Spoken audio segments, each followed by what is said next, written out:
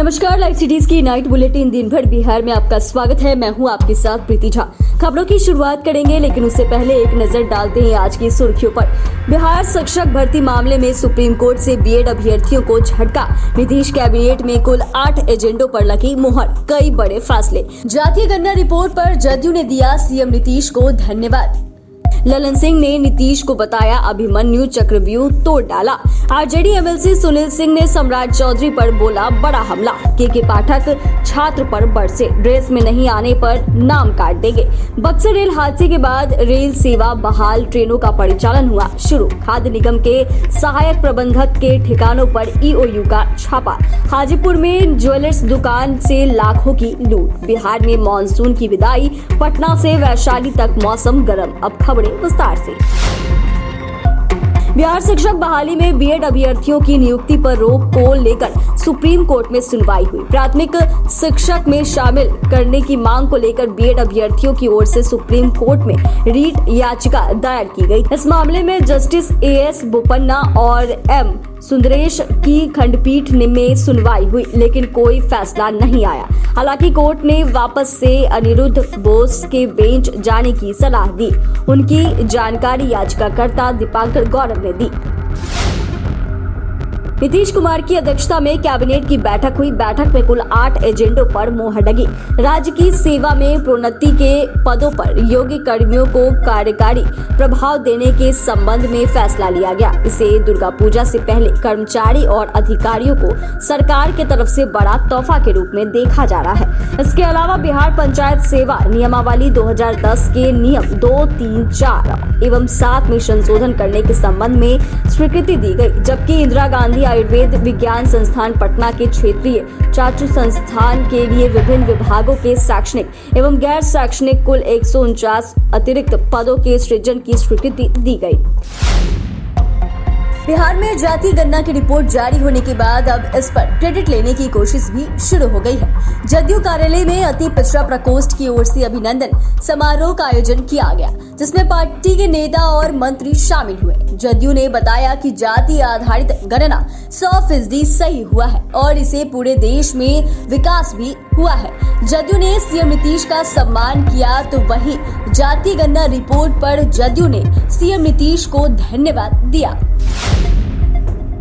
जदयू के राष्ट्रीय अध्यक्ष ललन सिंह ने भाजपा पर जमकर भड़ास निकाली। उन्होंने कहा कि हमने 2024 का एजेंडा तय किया है। अब सभी राज्यों में जातीय गणना की मांग हो रही है। भाजपा की साजिश नहीं चलने वाली है। उन्होंने कहा कि भाजपा का एक ही एजेंडा है, धार्मिक उन्माद फैलाकर वोट लेती है। ललन सिंह ने कहा कि नीतीश कुमार सूरज की तरह है, उन पर जो थूक फेंकेगा उसी पर पड़ेगा। अति पिछड़ा के साथ नीतीश कुमार के अलावा कोई न्याय नहीं कर सकता है। उन्होंने नीतीश कुमार को अभिमन्यु जैसा बताया।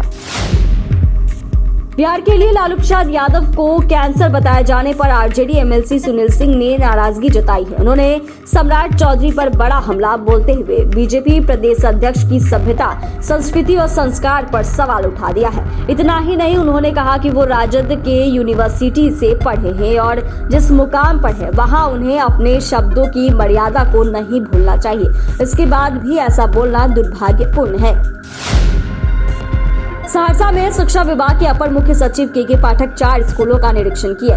निरीक्षण के दौरान जिले के मनोहर उच्च विद्यालय में छात्र बिना ड्रेस के क्लास में बैठकर पढ़ाई कर रहा था।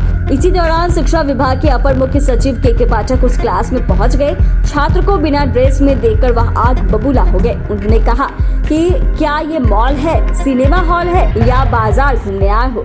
ये स्कूल है, बिना वर्दी के स्कूल आ गए हो। प्रिंसिपल को बोल दिए हैं जो बच्चे बिना वर्दी में आएंगे तो स्कूल से नाम काट दीजिए। बक्सर रेल दुर्घटना के 42 घंटे के बाद ट्रेनों का परिचालन शुरू किया गया। ईसीआर के मुताबिक सबसे पहले अप लाइन पर पटना से मुगलसराय जाने वाली पैसेंजर गाड़ी को 10:14 पर रघुनाथपुर रेलवे स्टेशन से रवाना किया गया, जबकि दूसरी ट्रेन बक्सर सवारी गाड़ी दोपहर 2:20 पर चलाई गई। इन 2 ट्रेनों के गुजरने के बाद अधिकारियों ने राहत की सांस ली और घटना के 42 घंटे बाद रेल सेवा बहाल कर दिया गया है। ईसीआर की ओर से इसकी जानकारी दी गई है। बिहार राज्य खाद्य निगम के सहायक प्रबंधक शिशिर कुमार वर्मा के ठिकानों पर आर्थिक अपराध इकाई ने छापेमारी की। यह कार्रवाई आय से अधिक संपत्ति मामले में की गई है। ईओयू के अनुसार खाद्य निगम में कार्यरत रहते हुए शिशिर वर्मा के पास आय से अधिक 45,71,967 रुपए की संपत्ति पाई गई है।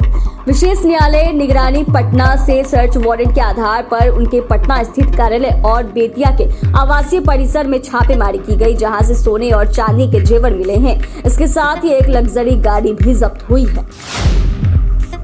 वैशाली में अपराधियों ने पुलिस को धत्ता बताते हुए एक ज्वेलरी शॉप में लूट की घटना को अंजाम दिया है। स्वर्ण व्यवसायी जब अपने दुकान को खोलकर चांदी से भरा बैग दुकान की तिजोरी में रखने जा रहे थे, तभी लुटेरों ने उससे बैग छीन लिया और विरोध करने पर पिस्टल के बट से मारकर गंभीर रूप से जख्मी कर दिया।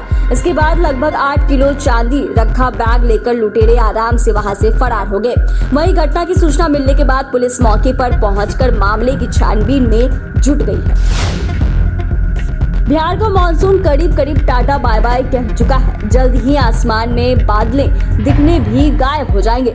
पटना मौसम विज्ञान केंद्र के मुताबिक इसी बीच राज्य में अगर कहीं बारिश होती है तो वो स्थानीय मौसमी सिस्टम के बदलने पर ही होगी। मानसून की विदाई के साथ अगर पारे की बात करें तो अक्टूबर में गर्मी जैसा माहौल दिख रहा है। बिहार में ज्यादातर जगहों पर पारा 32 डिग्री के पार जा चुका है। इससे लोगों को गर्मी और उमस का सामना करना पड़ रहा है। हालांकि अनुमान लगाया जा रहा है कि अक्टूबर के आखिरी हफ्ते में गुलाबी ठंड का आगाज हो सकता है। चैनल को सब्सक्राइब करें, फेसबुक पेज को लाइक करें। वीडियो देखने के लिए आपका धन्यवाद।